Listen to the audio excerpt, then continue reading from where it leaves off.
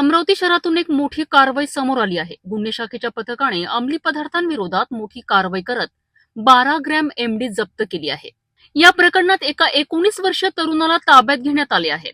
13 February रोजी अमरावती शहर गुन्हे शाखेच्या पथकाने कारवाई करत नागपुरी गेट पोलीस स्टेशन हद्दीतील अकॅडमिक ग्राउंड परिसरात सापळा रचला आहे। विश्वसनीय माहितीच्या आधारे पोलिसांनी संशयित युवकाला ताब्यात घेतले। या तपासणी दरम्यान त्याच्याकडून तब्बल 12 ग्रॅम एमडी हा अंमली पदार्थ जप्त करण्यात आला आहे। ताब्यात घेतलेल्या आरोपीचे नाव 19 वर्षीय समीर खान शमीन खान राहणार गवळीपुरा असे आहे। पोलिसांनी घटनास्थळी पंचनामा करून जप्तीची कारवाई केली असून आरोपींविरुद्ध एनडीपीएस कायद्यानुसार गुन्हा दाखल करण्याची प्रक्रिया सुरू आहे। गुन्हे शाखेच्या या कारवाईमुळे शहरात अंमली पदार्थ विक्री करणाऱ्यांमध्ये खळबळ उडाली आहे। पुढील तपास सुरू असून या प्रकरणात आणखी कोणाचा सहभाग आहे का याची चौकशी केली जात आहे। अमरावतीत अंमली पदार्थांविरोधात पोलिसांची मोहीम अधिक तीव्र करण्यात आली आहे। अमरावती शहरात वाढती वाहतूक, अतिक्रमण आणि बेफिक्री वाहन चालकांमुळे अपघातांची मालिका सुरूच आहे। गुरुवारी जमील कॉलनी चौकाजवळ भरधाव गिट्टी बोल्डर ट्रकने 25 वर्षीय तरुणाचा जीव घेतल्याची धक्कादायक घटना घडली। मात्र या दुर्घटनेनंतर सिटी न्यूजने वृत्त प्रसारित केले आणि अवघ्या 12 तासात प्रशासनाने त्या ठिकाणी ब्रेकर उभारण्यास सुरुवात केली। सविस्तर माहितीनुसार अमरावती शहराच्या पश्चिम भागात वाढती वाहतूक आणि अतिक्रमणामुळे नागरिकांना मोठ्या समस्यांना सामोरे जावे लागत आहे। याच पार्श्वभूमीवर जमील कॉलनी चौकाच्या पुढे अलजीज फंक्शन हॉल जवळील टर्निंग पॉइंटवर भीषण अपघात झाला। भरधाव वेगात येणाऱ्या गिट्टी बोल्डर ट्रकने 25 वर्षीय तरुणाला जोरदार धडक दिली आणि या अपघात इतका भीषण होता की तरुणाचा जागीच मृत्यू झाला। या घटनेनंतर परिसरात संतापाची लाट उसळली। स्थानिक नागरिकांनी या टर्निंग पॉइंटवर वारंवार अपघात होत असल्याचा आरोप करत येथे तातडीने ब्रेकर बसविण्याची मागणी केली होती। सिटी न्यूजने ही बाब ठळकपणे मांडत प्रशासनाचे लक्ष वेधले। बातमी प्रसारित झाल्यानंतर अवघ्या 12 तासात संबंधित यंत्रणा घटनास्थळी दाखल झाली आणि ब्रेकर उभारण्याचे काम सुरू केले। नागरिकांनी सिटी न्यूजच्या पाठपुराव्याचे स्वागत करत आता तरी अपघातांना आळा बसेल अशी अपेक्षा व्यक्त केली आहे। तथापि शहरातील वाढते अतिक्रमण, बेशिस्त पार्किंग आणि वाहतूक नियोजनाचा अभाव यावर प्रशासनाने कायमस्वरूपी उपाययोजना करणे गरजेचे असल्याची मागणी आता पुढे येत आहे। एका तरुणाचा बळी गेल्यानंतरच प्रशासन हल्ले ही वस्तुस्थिती असली तरी भविष्यात अशा दुर्घटना टाळण्यासाठी ठोस पावले उचलली जाणे आवश्यक आहेत।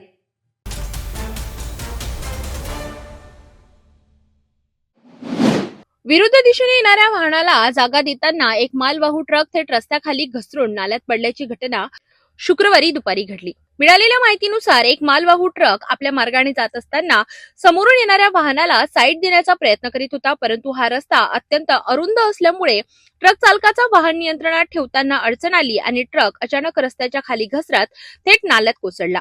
या अपघातात ट्रक चालक जखमी झाला। स्थानिक नागरिकांनी तात्काळ मदत करत त्याला बाहेर काढले आणि रुग्णालयात दाखल केले।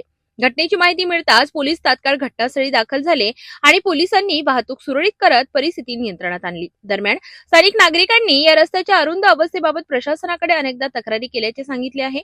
2 वाहनांना एकाच वेळी जाण्यासाठी पुरेशी जागा नसल्यामुळे वाहन चालकांना मोठा त्रास सहन करावा लागतो।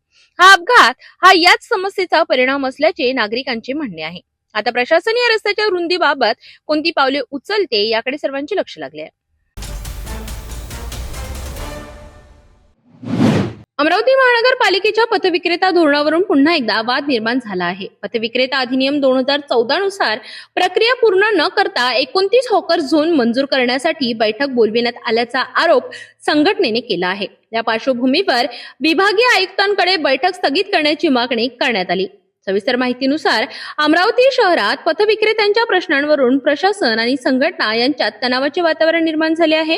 पथविक्रेता संघटनेच्या वतीने विभागीय आयुक्तांकडे निवेदन देत अमरावती महानगरपालिकेच्या कामकाजावर गंभीर आक्षेप नोंदविण्यात आले आहेत। संघटनेचा आरोप आहे की पथविक्रेता यांना संरक्षण व नियमन अधिनियम 2014 नुसार प्रथम पथविक्रेता योजना तयार करून ती राज्य शासनाकडे मंजुरीसाठी सादर करणे आवश्यक आहे। शासनाची मान्यता मिळाल्यानंतरच हॉकर झोन निश्चित करण्याची प्रक्रिया राबविली जावी अशी कायदेशीर तरतूद आहे। मात्र अमरावती महानगरपालिकेने 16 फेब्रुवारी 2026 रोजी दुपारी 4 वाजता 29 हॉकर झोन बहुमताने मंजूर करण्यासाठी बैठक बोलाविली आहे। या बैठकीसंदर्भात जावक क्रमांक 540/2026 असे पत्रही संघटनेला पाठविण्यात आले आहे। संघटनेचे म्हणणे आहे की अद्याप पथविक्रेता समितीची अधिसूचना पूर्ण झालेली नाही आणि राज्य शासनाची मान्यता देखील घेण्यात आलेली नाही. अशा परिस्थितीत झोन मंजुरीचा निर्णय घेणे कायदेशीर प्रक्रियेच्या विरोधात असल्याचा आरोप त्यांनी केलाय. त्यामुळे विभागीय आयुक्तांनी हस्तक्षेप करून ही बैठक तातडीने स्थगित करावी आणि प्रथम पथविक्रेता योजनेचा प्रारूप आराखडा तयार करून शासनाची मान्यता मिळवावी अशी मागणी करण्यात आली आहे. नमस्कार, मी गणेश मारोटकर, शहीद भगतसिंग हॉकर्स युनियन संस्थापक अध्यक्ष. आज आम्ही विभागीय आयुक्त मॅडम यांना निवेदन देण्यासाठी आलेलो आहोत. निवेदन देण्याचे कारण असे की आम्हाला महानगरपालिका आयुक्त मॅडम यांनी दिनांक 16/2/2016 रोजी दुपारी 4 वाजता 29 हॉकर संदर्भात मंजुरीसाठी तसेच वोटिंगसाठी पत्र पाठवून आम्हाला आमंत्रित केलेलं आहे. आणि आमंत्रित करण्याचे कारण असे की आम्ही शहर फेरीवाला समिती सदस्य आहोत आणि 29 हॉकर झोनला मान्यता देऊन इतर हॉकर्सला अमरावतीतून बाहेर त्यांना जागा दिलेली आहे. जिथे व्यवसाय काय, जिथे माणसं काय, तिथे जनावर सुद्धा जाणार नाही अशा खराब जागा महानगरपालिकेने हॉकर झोनसाठी ज्या निवडलेल्या आहेत ते आम्हाला मान्य नाही आहे. आणि सर्वात महत्वाची गोष्ट म्हणजे अशी का अगोदर महानगरपालिकेने योजना बनवून ती राज्य शासनाला पाठवायला पाहिजे. राज्य शासनाकडून त्या योजनेची मान्यता आल्यानंतरच त्यानंतर हॉकर झोनला मान्यता द्यावी लागते. हे साधं अगर महानगरपालिका यांना अगर माहीत नसेल तर ते आमच्या गरिबांना न्याय कसा काय देऊ शकतात. नियमाप्रमाणे 2014च्या कायद्याप्रमाणे आणि महाराष्ट्र शासनाच्या 2017च्या राजपत्राच्या अनुसार प्रथम महानगरपालिकेने 2026ची योजना हॉकर संदर्भातली आखून ते आमसभेमध्ये ठेवायला पाहिजे. आमसभेमधून मंजुरात झाल्यानंतर ते राज्य शासनाला पाठवायला पाहिजे आणि राज्य शासनाकडून मंजूर होऊन ती जेव्हा महानगरपालिकेला येईल त्यावेळेस शहर फेरीवाला समितीची बैठक घेऊन संबंधित हॉकर झोन हे निश्चित केले पाहिजे. हा साधा आणि सरळ मार्ग हा जो आखलेला आहे हा कायदा म्हणतो, तसेच महाराष्ट्र शासनाचे राजपत्र म्हणते, हे मी म्हणत नाही आहे. परंतु महानगरपालिका आयुक्त मॅडम राजपत्राच्या म्हणणे पण चालत नाही आहे, कोर्टाच्या आदेशाप्रमाणे पण चालत नाही आहे आणि हेतू परस्पर आमच्यावर एक सूळ भावनेने जशी काहीतरी कारवाई करावी आणि यांना कुठेतरी हाकलून द्यावे याच मानसिकतेतून त्यांनी हॉकर झोनची निर्मिती केलेली आहे. आणि हे जे हॉकर झोन आमच्यावर हे लादत आहेत ते आम्हाला मुळीच मान्य नाही. आज आम्ही विभागीय आयुक्त मॅडम यांना न्याय मागण्यासाठी आलो की दिनांक 16 तारखेची जी बैठक आहे हॉकर झोन संदर्भातली ते रद्द करण्यात यावी. अन्यथा जोपर्यंत राज्य शासनाकडून योजनेला मान्यता येत नाही तोपर्यंत हॉकर झोनला कुठल्याही हॉकर झोनला यांनी मान्यता घेऊ नये, तसेच हे लागू करू नये. अन्यथा शहीद भगतसिंग हॉकर्स युनियन तीव्र आंदोलन केल्याशिवाय राहणार नाही. धन्यवाद.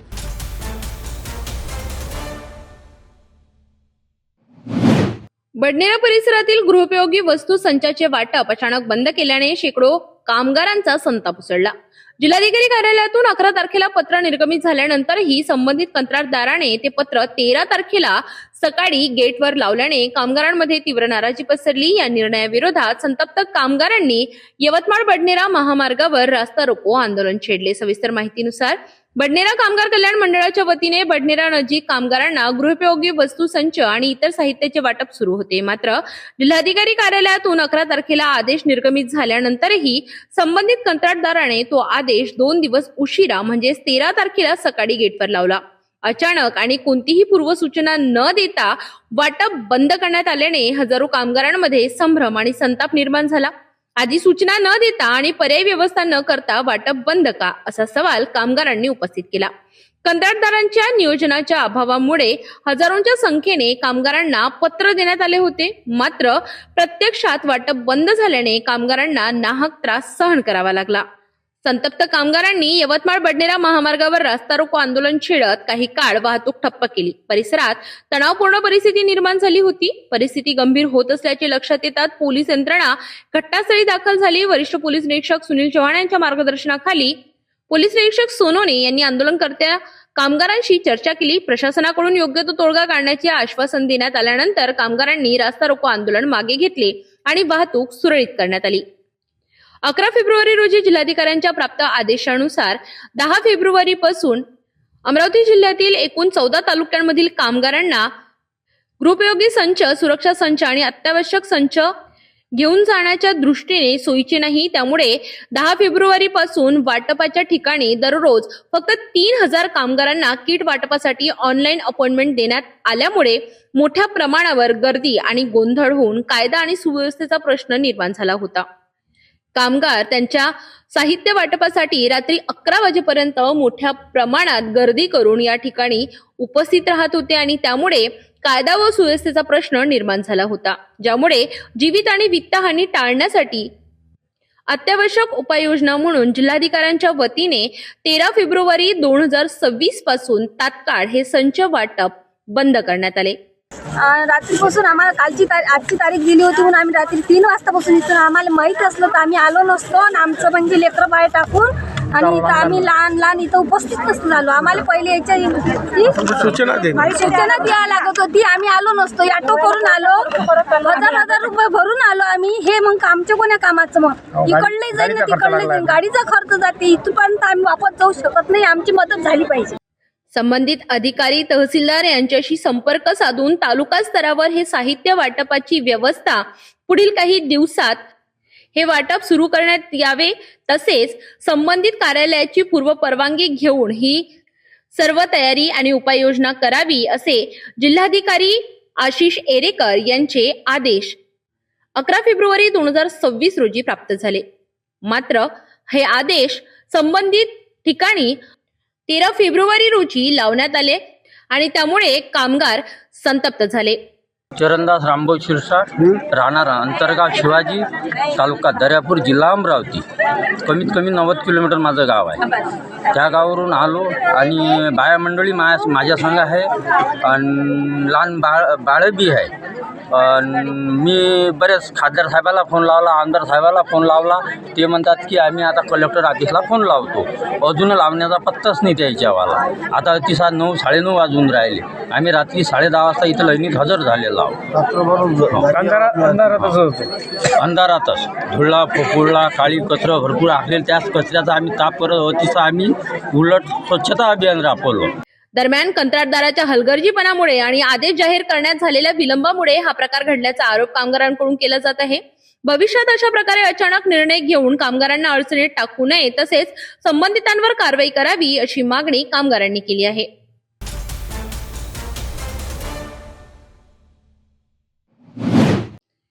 ₹1,500 वादातून तब्बल 4 वर्षांची कायदेशीर लढाई आणि अखेर ग्राहक न्यायालयाचा ऐतिहासिक निर्णय. अमरावतीतील बडनेरा येथील शिक्षक संजय बबेरवाल यांनी ई कॉमर्स कंपनी मिशो विरुद्ध दाखल केलेल्या प्रकरणात मोठा विजय मिळविला आहे. हा पैशांचा प्रश्न नव्हता, तर ग्राहकांचा आत्मसन्मान आणि अधिकारांचा लढा होता. सविस्तर माहितीनुसार बडनेरा येथील शिक्षक संजय बबेरवाल यांनी ₹1,500 व्यवहारातील कथित फसवणुकीविरोधात Meesho.com विरुद्ध ग्राहक न्यायालयात दाद मागितली होती. पहिल्या सुनावणीत कंपनीकडून तक्रार पूर्णपणे खोटी असल्याचे सांगण्यात आले आणि उत्तर सादर करण्यासाठी 1 महिन्याचा वेळ मागण्यात आला. मात्र संजय यांचे वकील गजेंद्र सदार यांनी अत्यंत तर्कशुद्ध, अचूक आणि तथ्याधारित युक्तिवाद मांडला. त्यांच्या प्रभावी मांडणीमुळे कंपनीचे दावे पहिल्याच टप्प्यात कमकुवत ठरले. कायदेशीर सूत्रांच्या माहितीनुसार केवळ 2 तारखांमध्येच कंपनीला एका भूमिकेतील त्रुटी लक्षात आल्या. त्यानंतर या प्रकरणाला नाट्यमय वळण मिळाले. सुमारे 3.5 वर्षे कंपनीकडून कोणताही अधिकारी किंवा वकील न्यायालयात हजर झाला नाही. न्यायालयाने निष्पक्षतेची भूमिका घेत कंपनीला जवळपास 8 महिन्यात 4 संधी दिल्या. तरीही कंपनीचा प्रतिनिधी अनुपस्थित राहिला. शेवटी उपलब्ध पुरावे आणि कंपनीची सततची अनुपस्थिती लक्षात घेऊन ग्राहक न्यायालयाने संजय बबेरवाल यांच्या बाजूने निर्णय दिला. न्यायालयाने स्पष्ट नमूद केले की हा प्रश्न केवळ ₹1,500 नसून ग्राहकांचा विश्वास, सन्मान आणि अधिकारांच्या संरक्षणाचा आहे. अदालती आदेशानुसार कंपनीला मूळ रकमेव्यतिरिक्त मानहानी आणि नुकसान भरपाई म्हणून मूळ रकमेपेक्षा अनेक पटींनी अधिक रक्कम अदा करावी लागणार आहे. कायद्याचा आधार. कायदेतज्ञांच्या मते कन्झ्युमर प्रोटेक्शन ऍक्ट 2019 अंतर्गत सेवांमध्ये त्रुटी म्हणजे डेफिशियन्सी इन सर्व्हिस, अनुचित व्यापार पद्धती, अनफेअर ट्रेड प्रॅक्टिस, ग्राहक फसवणूक या प्रकरणांमध्ये कंपन्यांवर आर्थिक दंड, नुकसान भरपाई आणि मानहानीची भरपाई लादली जाऊ शकते. संजय बबेरवाल यांचे म्हणणे आहे की ही लढाई फक्त 1500 रुपयांसाठी नव्हती, तर सत्य आणि आत्मसन्मानासाठी होती. जर ग्राहक कोण कोर्टात जाणार म्हणून गप्प बसले तर कंपन्या फसवणूक करण्याचे धाडस करतात. या संघर्षात त्यांचे माता पिता यांची प्रेरणा, तसेच मित्र कुणाल मार्वे आणि शिक्षक मित्र अजय बेडेकर यांचा मानसिक व नैतिक पाठिंबा मोलाचा ठरला. या विजयाचे श्रेय त्यांनी आपल्या वकील गजेंद्र सदार यांच्या कायदेशीर कौशल्य आणि संयमाला सुद्धा दिले. 1500 रुपयांपासून सुरू झालेली ही लढाई आज प्रत्येक ग्राहकासाठी प्रेरणादायी ठरली आहे. यावरून हे सिद्ध होते की सत्याची होळी डगमगते पण कधीही बुडत नाही.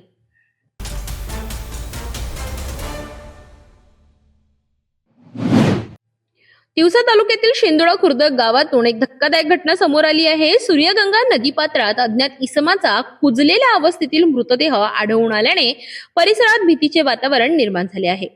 मिळालेल्या सविस्तर माहितीनुसार तिवसा तालुक्यातील शेंदोळा खुर्द गावाच्या हद्दीतून वाहणाऱ्या सूर्यगंगा नदीपात्रात शुक्रवारी सकाळी अज्ञात इसमाचा मृतदेह आढळून आला. नेहमीप्रमाणे शेतकरी आणि शेतमजूर सकाळी शेतकामासाठी जात असताना नदीपात्रातील झाडाझुडपांच्या कडेला मानवी मृतदेह दिसून आला. मृतदेह कुजलेल्या अवस्थेत असल्याचे लक्षात येताच नागरिकांनी तात्काळ गावात माहिती दिली. घटनेची वार्ता पसरताच घटनास्थळी ग्रामस्थांची मोठी गर्दी जमली. प्राथमिक अंदाजानुसार मृतदेह गेल्या 6 ते 7 दिवसांपासून नदीपात्रात पडून असल्याची शक्यता व्यक्त करण्यात येत आहे. मृतदेह अत्यंत कुजलेल्या अवस्थेत असून पाण्यातील मासे आणि इतर प्राण्यांनी काही अवयव खाल्ल्याचेही स्पष्ट दिसून येत आहे. त्यामुळे मृत व्यक्तीची ओळख पटविणे कठीण झाले आहे. माहिती मिळताच तिवसा पोलीस स्टेशनचे अधिकारी आणि कर्मचारी तात्काळ घटनास्थळी दाखल झाले. पंचनामा करून मृतदेह बाहेर काढण्यात आला. पुढील तपासासाठी आणि मृत्यूचे नेमके कारण समजण्यासाठी मृतदेह तिवसा उपजिल्हा शासकीय रुग्णालयात शवविच्छेदनासाठी पाठविण्यात आलाय. दरम्यान ही घटना हत्या आहे की आत्महत्या अथवा अपघाती मृत्यू याबाबत अद्याप कोणताही ठोस निष्कर्ष लागलेला नाही. पोलिसांकडून परिसरातील आणि आसपासच्या गावातील बेपत्ता व्यक्तींची माहिती तपासली जात असून सखोल तपास सुरू आहे. या घटनेमुळे शेंदोळा खुर्द आणि परिसरात भीती व तणावाचे वातावरण पसरले आहे. लवकरात लवकर सत्य समोर यावे अशी मागणी ग्रामस्थांकडून केली जात आहे. सध्या प्रकरणाचा तपास सुरू असून पोलिसांच्या तपासानंतरच मृत्यूचे नेमके कारण स्पष्ट होणार आहे.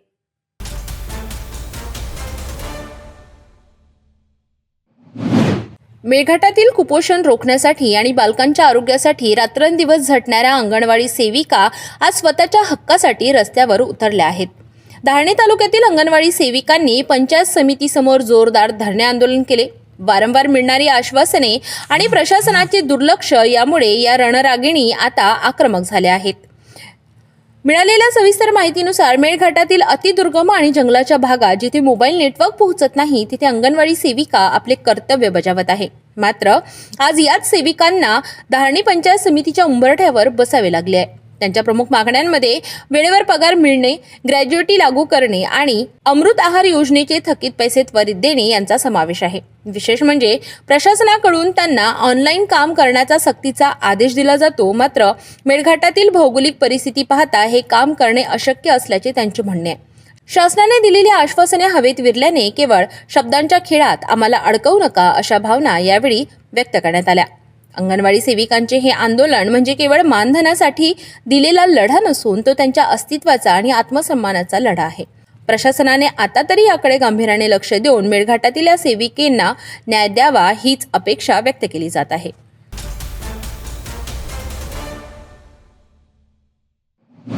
अकोला जिल्ह्यातून एक अतिशय वेदनादायक बातमी समोर येते आहे. अकोट तालुक्यातील अडगाव बुद्रुक येथे गुरुवारी एका घराला लागलेल्या भीषण आगीत मामा आणि भाचीचा होरपळून मृत्यू झालाय. या आगीने एका क्षणात हसत्या खेळत्या कुटुंबाचा अंत केला असून एक वृद्ध महिला गंभीर जखमी आहे. मिळालेल्या माहितीनुसार अकोला जिल्ह्यातील अडगाव बुद्रुक येथे गुरुवारी दुपारच्या सुमारास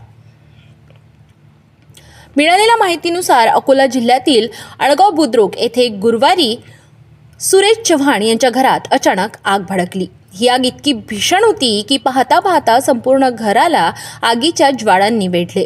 दुर्दैवाने या आगीत 10 वर्षांची चिमुरडी स्वरा सोळंके आणि 25 वर्षीय तरुण सुरेश चव्हाण यांचा जागीच मृत्यू झाला.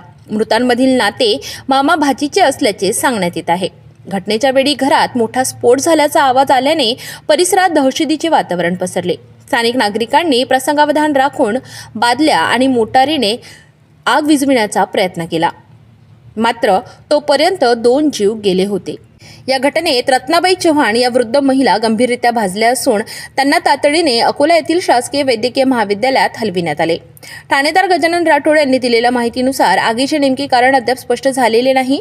शॉर्ट सर्किट, गॅस सिलेंडरचा स्फोट किंवा घरात ठेवलेले डिझेलसारखे ज्वलनशील पदार्थ या 3 शक्यतांवर पोलीस तपास करीत आहेत. सुरखेडा पोलिसांनी घटनास्थळाचा पंचनामा केला असून पुढील तपास सुरू केलाय.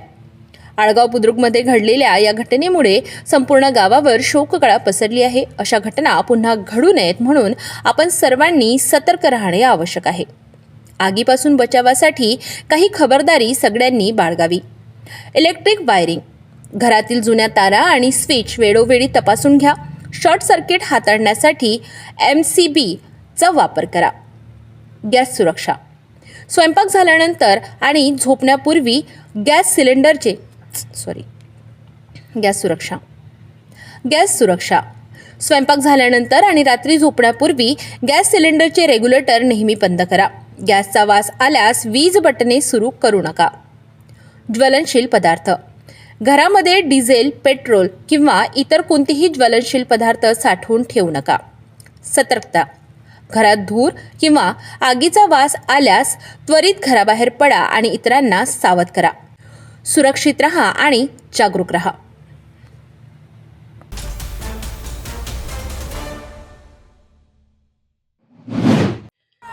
नागपूरमध्ये शुक्रवारी शिवभोजन योजनेच्या अनुदानावरून मोठा संताप उसळलेला पाहायला मिळाला. गेल्या 10 महिन्यांपासून अनुदान रखडल्याचा आरोप करत शिवभोजन संघटनेने जिल्हाधिकारी कार्यालयावर जोरदार मोर्चा काढला.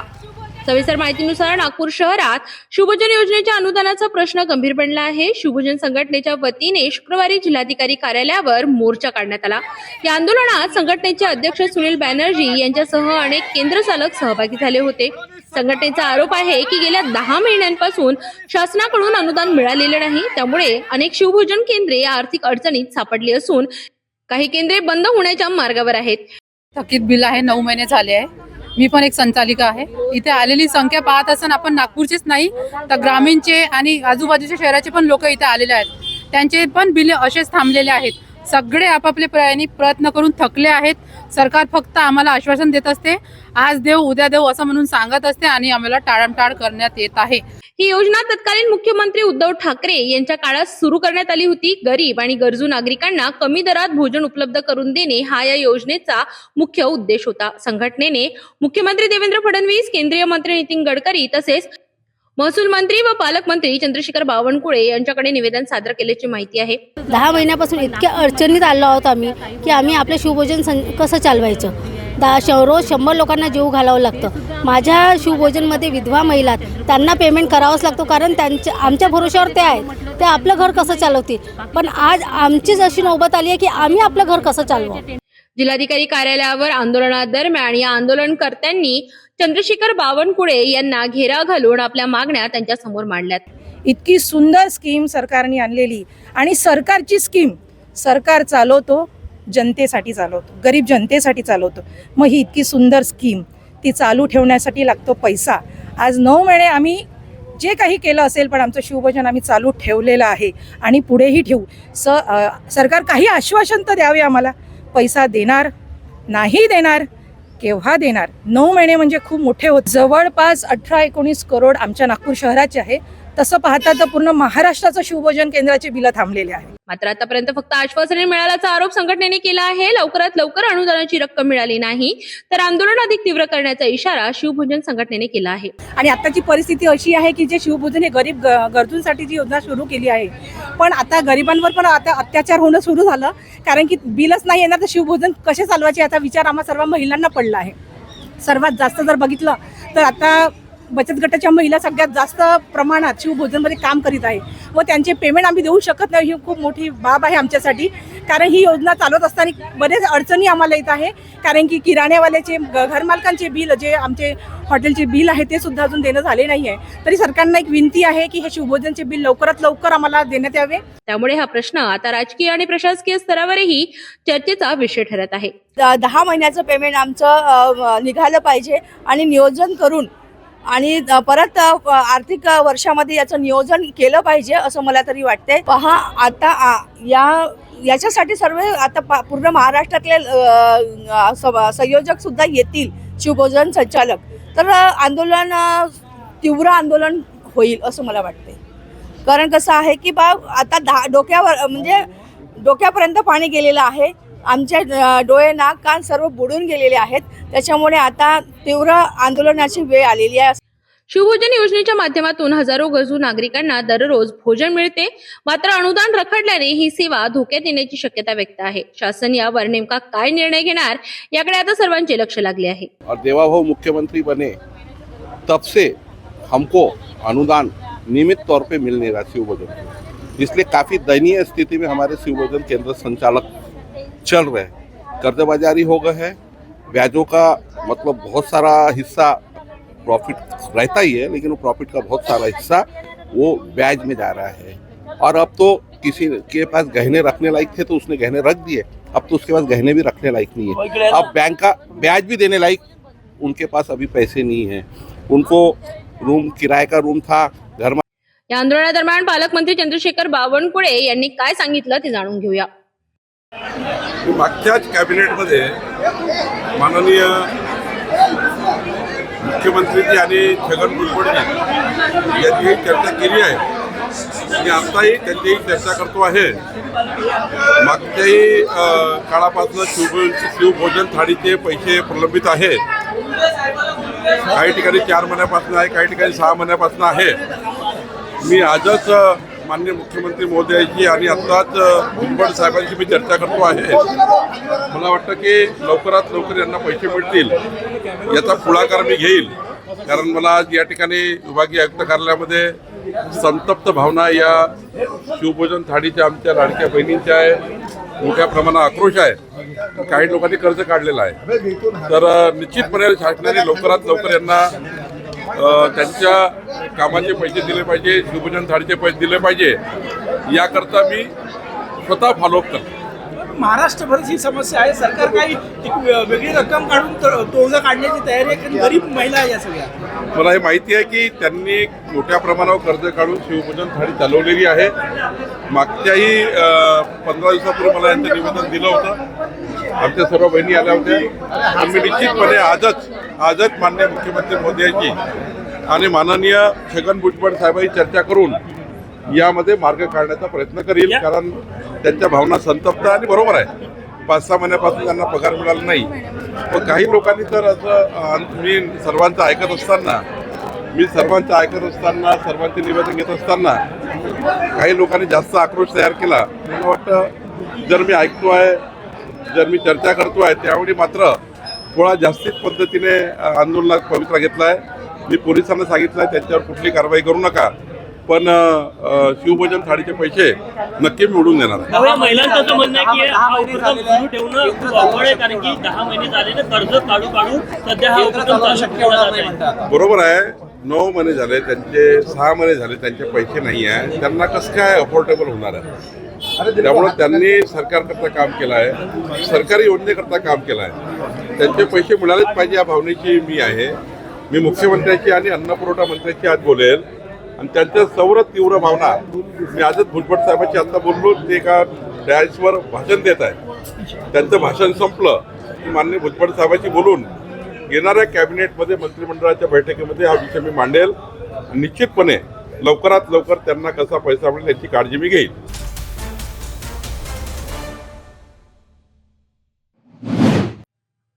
नागपूर शहरात अंमली पदार्थांविरोधात पोलिसांची मोठी कारवाई करण्यात आली आहे. ऑपरेशन थंडर अंतर्गत पोलीस युनिट क्रमांक 4च्या पथकाने वाठोडा पोलीस ठाण्याच्या हद्दीत धडक कारवाई करत 1,20,000 रुपयांचा मुद्देमाल जप्त केलाय. सविस्तर माहितीनुसार नागपूर शहरातील वाठोडा पोलीस ठाण्याच्या हद्दीत राजनगर येथील स्वामीनारायण मंदिराजवळ पोलीस गस्त घालत असताना एक संशयित व्यक्ती दिसून आली. पोलिसांनी त्याच्याकडे जाण्याचा प्रयत्न केला असता तो तिथून निघून जाण्याचा प्रयत्न करीत होता. पोलिसांनी तात्काळ पाठलाग करून त्याला ताब्यात घेतले. झडती दरम्यान त्याच्या ताब्यात 10 ग्रॅम एमटी मोफेड्रोन पावडर, त्याची अंदाजे 1 लाख रुपये इतकी किंमत असावी, तसेच 20,000 रुपये किमतीचा मोबाईल असा एकूण 1,20,000 रुपयांचा मुद्देमाल जप्त करण्यात आलाय. अटक करण्यात आलेल्या आरोपीचे नाव मोहम्मद नियाज मोहम्मद समशुल अन्सारी, वय वर्ष 32, राहणार राजनगर असे आहे. या प्रकरणात फैजल शेख, वय वर्ष 27, राहणार शिवनकर नगर, हा आरोपी फरार असून पोलीस त्याचा शोध घेत आहे. या प्रकरणी एनडीपीएस कायद्याअंतर्गत कलम 8 क 22 क 29 अन्वये गुन्हा दाखल करण्यात आलाय. पंचासमक्ष पंचनामा करून पुढील कारवाईसाठी आरोपीला वाठोडा पोलीस ठाण्यात देण्यात आले आहे. दिनांक 11 फरवरीला जेव्हा आमचे कर्मचारी आणि अधिकारी पेट्रोलिंग करत होते त्या दरम्यान माहिती भेटली का व्यक्ती नामे मोहम्मद नियाज मोहम्मद समसूल, राहणार वाठोडा, याच्याकडे एमडी आहे किंवा हा विक्री करतो असं. जेव्हा आपण तिथं प्रत्यक्ष घटनास्थळी गेलो आणि चेक केलं तर त्याच्याकडे एमडीची एक पॅकेट आणि त्याचा मोबाईल मिळून आला. त्याला चेक केलं असतं ते आणि त्याला सविस्तर विचारलं तर त्यामधलं पाहिजे आरोपी आहे, आरोपी फैजल शेख आहे, राहणार शिवनगर वाठोडा, हा पण आहे, हा पाहिजे आरोपी आहे. तर चेक केलं असतं त्याच्याकडे जवळपास 10 ग्राम एमडी आणि एक मोबाईल भेटला आणि तो लहान लहान पुड्या विक्री करून विकत होता. ही संपूर्ण कारवाई माननीय CP sir doctor Ravindra Singal sir, joint CP sir Reddy sir, crime sir Shri Pardeshi sir, DCP Shri Makhane sir, ACP Shri Patil sir यांच्या मार्गदर्शनामध्ये युनिट 4चे संपूर्ण स्टाफने, संपूर्ण अधिकारी श्री बारंगे, श्री अरवेली आणि संपूर्ण स्टाफ आणि त्यामध्ये महत्वाची भूमिका ASI नाजीर शेख यांनी बजावलेली आहे आणि पुढील काम सुरू आहे. वाठोडच्या हद्दीत श्री स्वामीनारायण मंदिराजवळ एक मोकळं मैदान आहे. त्याच ठिकाणी तो तिथे निर्जन स्थळी थोडं बसलेला आहे, ये जा कमी आहे तिथे, आणि त्याच ठिकाणी मिळून आला ना हा जो फैजल शेख आहे, त्याने सांगितलं का फैजल शेख कडून त्याने विकत आणलेलं होतं आणि हा नंतर जे पिणार आहे त्यांना विकत होता. फैजल शेख सध्या वॉन्टेड आहे, त्याच्या शोध घेणं सुरू आहे. बरोबर आहे, आरोपी मोहम्मद नियाजवर एक गुन्हा आहे 2018चा 395चा आहे सध्या, आणि त्या व्यतिरिक्त दुसरे कुठलेही गुन्हे त्याच्यावर नाही.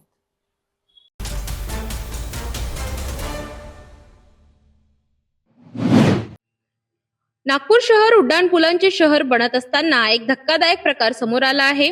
इंदोर ते दिगुरी मार्गावर सुरू असलेल्या उड्डाणपुलाचा काही भाग थेट इमारतीच्या खिडकीतून जात असल्याचे उघड झाले. गोळीबार चौक परिसरात उघडकीस आलेल्या या प्रकारामुळे नागरिकांमध्ये संताप व्यक्त होत आहे. आधीही नागपुरात अशाच प्रकारची घटना घडली होती. मग प्रश्न असा उपस्थित होतो की उड्डाणपुलाचे स्ट्रक्चर तयार करताना अभियंत्यांना हे दिसले नाही का? सविस्तर माहितीनुसार नागपूर शहरात सध्या अनेक उड्डाणपुलांची कामे सुरू आहेत. वाहतुकीची कोंडी कमी करण्यासाठी प्रशासन मोठ्या प्रमाणात पायाभूत सुविधा उभारत आहे. मात्र इंदोर ते दिगुरी मार्गावरील उड्डाणपुलाच्या कामात मोठी चूक झाल्याचे दिसून येत आहे. गोळीबार चौक परिसरात उभारण्यात येत असलेल्या पुलाचा काही भाग थेट एका इमारतीच्या खिडकीसमोर येत असल्याचे निदर्शनास आले. इतकेच नव्हे तर पुलाचा कॉन्क्रीट भाग अक्षरशः खिडकीतून जात असल्याचे चित्र समोर आले आहे. स्थानिक नागरिकांनी हा प्रकार पाहून संताप व्यक्त केलाय. त्यांच्या मते इतक्या मोठ्या प्रकल्पात सर्वेक्षण, मोजमाप आणि आराखडा तयार करताना ही चूक कशी काय झाली? याआधीही नागपुरात अशा प्रकारचे पूल आणि इमारतींच्या अंतराचा प्रश्न निर्माण झाला होता. त्यामुळे प्रशासन आणि बांधकाम विभागाच्या कार्यक्षमतेवर प्रश्नचिन्ह निर्माण झाले आहेत. अभियंते, कंत्राटदार आणि संबंधित विभागांनी काम सुरू करण्यापूर्वी प्रत्यक्ष पाहणी केली होती का? आराखडा मंजूर करताना इमारतींची नोंद घेतली गेली होती का? या सर्व प्रश्नांची उत्तरे आता प्रशासनाला द्यावी लागणार आहे. दरम्यान संबंधित विभागांकडून या प्रकरणाची चौकशी सुरू करण्यात येणार असल्याची प्राथमिक माहिती मिळत आहे. नागपूर शहरात उड्डाणपुलांचे जाळे विणले जात असताना अशा प्रकारच्या त्रुटी समोर येणे गंभीर बाब आहे. सुरक्षितता, नियोजन आणि पारदर्शकता या तिन्ही बाबींची आता कसोटी लागणार आहे. या सर्व प्रकरणात प्रशासन काय कार्यवाही करते हे पाहणे महत्त्वाचे ठरणार आहे.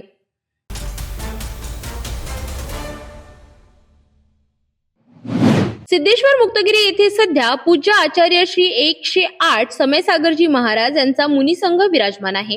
युगश्रेष्ठ संत शिरोमणी आचार्य विद्यासागरजी महामुनीजी राज यांचे परम शिष्य असलेल्या समय सागरजी महाराजांचे दर्शन घेण्यासाठी अनेक भक्तांची उपस्थिती लाभत आहे। याच पार्श्वभूमीवर दिगंबर जैन महासमितीचे विदर्भ अध्यक्ष अभिनंदन पेंडारी, उपाध्यक्ष प्रशांत गडेकर, वाशिम शहराध्यक्ष प्रमोद माणेकर, वेरूळचे संजय महाजन आणि शशिकांत महाजन यांनी मुक्तागिरी येथे जाऊन महाराजांचे दर्शन घेतले व त्यांचा आशीर्वाद प्राप्त केला। या प्रसंगी महाराजांना शिरपूर आणि वेरूळ येथे भेट देण्यासाठी नारळ अर्पण करून अधिकृत निमंत्रण देण्यात आले। वेरूळ येथील आश्रमातील भूतपूर्व विद्यार्थ्यांचे स्नेह संमेलन आयोजित करण्यात येत असून या विद्यार्थ्यांना जैन धर्मांवर महाराजांचे मार्गदर्शन लाभावे अशी विनंती करण्यात आली। महाराजांनी उपस्थितांकडून शिरपूर व वेरूळ येथील आंतर कार्यक्रमांचे स्वरूप आणि स्थानिक व्यवस्थेबाबत सविस्तर माहिती घेतली। तसेच दिगंबर जैन महासमितीच्या कार्याची माहिती विदर्भ अध्यक्ष अभिनंदन पेंडारी व प्रशांत गडेकर यांनी सादर केली। यावेळी आचार्य श्री समय सागरजी महाराजांनी सर्व सदस्यांना आशीर्वाद देत धर्मकार्य सातत्याने आणि प्रभावीपणे घडत राहो अशी अपेक्षा व्यक्त केली।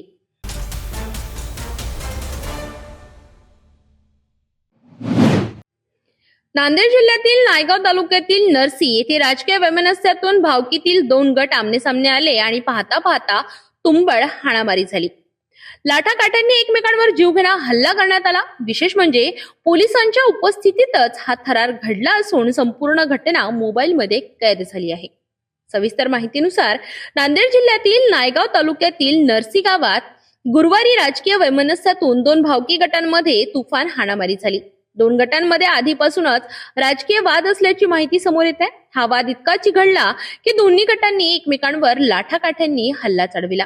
या हाणामारीत दोन्ही गटातील 5 ते 6 जण जखमी झालेत।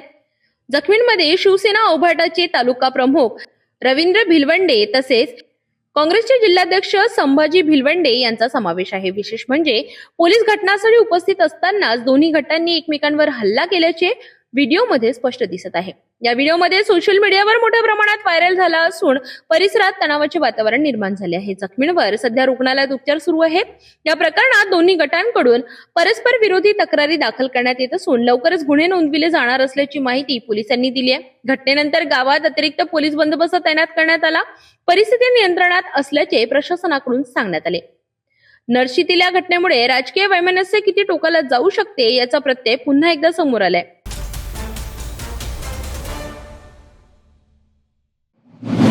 मंत्रालयात लाचखोरीचा सापळा आणि एसीबीची थेट कार्यवाही। अन्न व औषध प्रशासन विभागातील एका क्लर्कला 35,000 रुपयांची लाच स्वीकारताना रंगेहात अटक करण्यात आली आहे।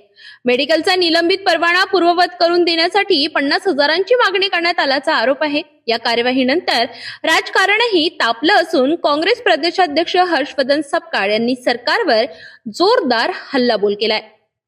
मिळालेल्या सविस्तर माहितीनुसार मंत्रालयातील 2ऱ्या माळ्यावर एसीबीने मोठी कारवाई करत अन्न व औषध प्रशासन विभागातील क्लार्क राजेंद्र ढेरंगे यांना अटक केली आहे।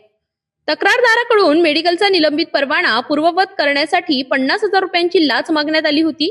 तडजोडीनंतर 35,000 रुपये स्वीकारताना एसीबीने सापळा रचून ढेरंगे यांना रंगेहात पकडलं। तक्रार आल्यानंतर अँटी करप्शन ब्युरोचे 6 अधिकारी थेट मंत्री नरहरी शिरवळ यांच्या कार्यालयात दाखल झाले। कारवाई दरम्यान काही वेळ कार्यालय ताब्यात घेण्यात आले होते। तपास पूर्ण झाल्यानंतर संबंधित क्लार्कला ताब्यात घेण्यात आले।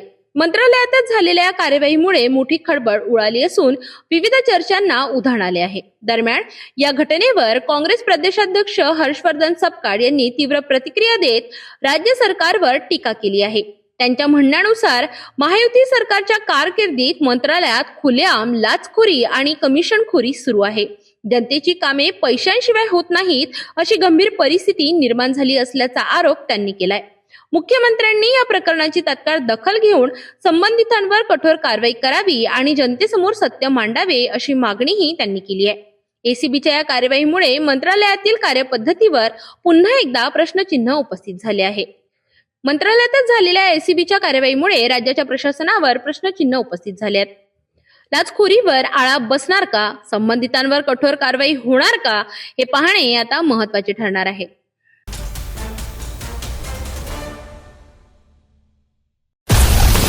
हर खबर पर पैनी नजर, हर मुद्दे पर सटीक वार, यही है सिटी न्यूज की पहचान। जहाँ सच्चाई की आवाज दबाई जाती है वहाँ सिटी न्यूज उठाता है सवाल। हर स्क्रीन पर, हर प्लेटफॉर्म पर हमारी मौजूदगी बोलती है। सिटी न्यूज, हमेशा सच के साथ।